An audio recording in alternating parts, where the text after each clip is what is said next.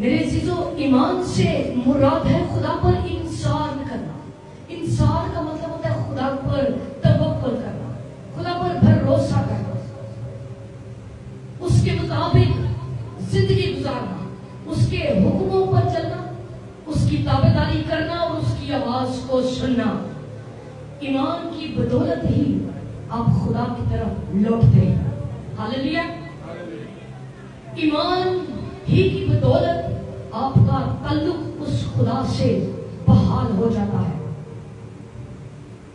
ईमान ही की बदौलत आप बड़ी बड़ी जंगों को जीतते हैं। आइए कुछ ऐसे सूरमा भी गुजरे हैं जिन पर गवाहों के बड़े बादलों ने उनको घेरा हुआ था। आइए हम पढ़ेंगे इब्रानियों 12 बाब और उसकी पहली से 3 आयत तक पढ़ेंगे। हालेलुया। कलामे में से हम कलामते पाक पढ़ेंगे। इब्रानियों के नाम लिखा गया मुकद्दस पौलुस रसूल का खत 12वां बाब और पहली 3 आयतें मुकद्दसा। कलाम अक़दस में यूं मरकूम है, बस जबकि गवाहों का ऐसा बड़ा बादल हमें घेरे हुए है, तो आओ हम भी हर एक बोझ और उस गुनाह को जो हमें आसानी से उलझा लेता है दूर करके उस दौड़ में सब्र से दौड़े जो हमें दरपेश है। आमीन आमीन। हालेलुया। थैंक यू अंकल जी। आइए इस आयत को पढ़ने का मकसद है कि आओ हम ईमान की दौड़ को जारी रखें। इस किताब का मुंसिफ कहता है कि इस दौर में हमारी मोटिवेशन क्या है कि गवाहों का ऐसा बड़ा बादल हमें घेरे हुए है। आप सोच रहे होंगे कि ये कैसा बादल है, लेकिन जब हम इससे पिछले बाब को पढ़ते हैं तो वहां ईमान के बहुत बड़े बड़े सूरमा गुजरे हैं जिन्होंने ईमान से अपनी जंगों को जीता है। जब मैं इब्राहिम के बारे में पढ़ती हूँ तो लिखा है कि इब्राहिम 24 साल तक उसने खुदा का इंतजार किया।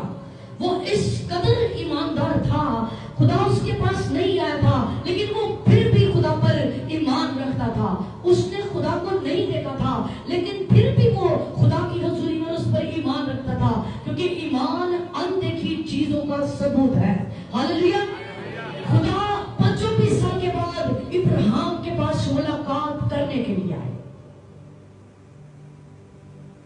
खुदा ने इब्राहिम से कहा कि मैं तुझे कौमों का बाप बना दूंगा, और एक खूबसूरत लफ्ज जो इब्राहिम के लिए इस्तेमाल हुआ है उसमें लिखा है खलीलुल्लाह, जिसका मतलब है कि खुदा का दोस्त। खुदा इब्राहिम से ऐसे बातें करता था जैसे वो किसी दोस्त के साथ करता था। आज मुझे और आपको भी जरूरत है खुदा के साथ दोस्ती करने की।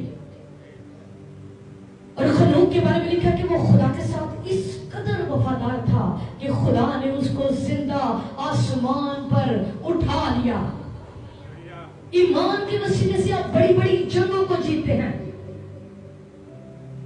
आज तक ने रोजा रखा, उसने ईमान के वसीले से अपनी कौम को बचा लिया।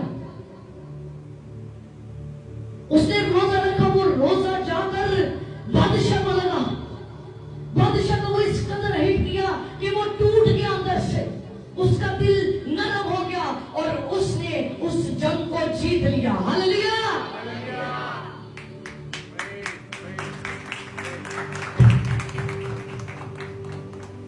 कलाम में लिखा कि हन्ना खुदा की हजूरी में आई, खुदा के हजूर में जार जार रोने लगी।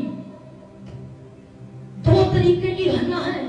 एक हन्ना वो थी जो आशा के कबीले से थी, जिसने खुदा की हजूरी में अपने आप को दुआ और रोजे के साथ झुका दिया। एक हन्ना वो थी जिसने खामोशी के साथ ईमान के साथ दुआ की और कहा खुदा तू मुझे न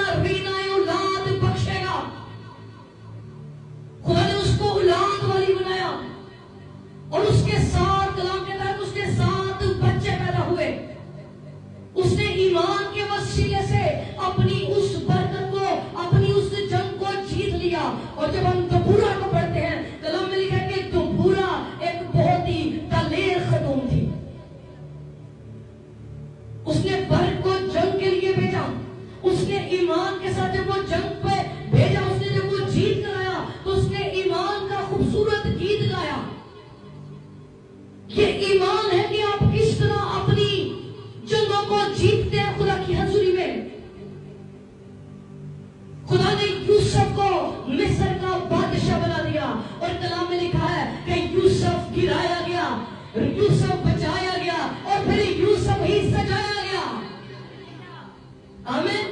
आज कितने सोचते हैं कि हम अगर गिरेंगे तो नहीं उठ पाएंगे। पौलुस रसूल ने कहा है हम गिरे तो पड़े रहते हैं, हम गिराए तो जाते हैं लेकिन पड़े नहीं रहते हैं।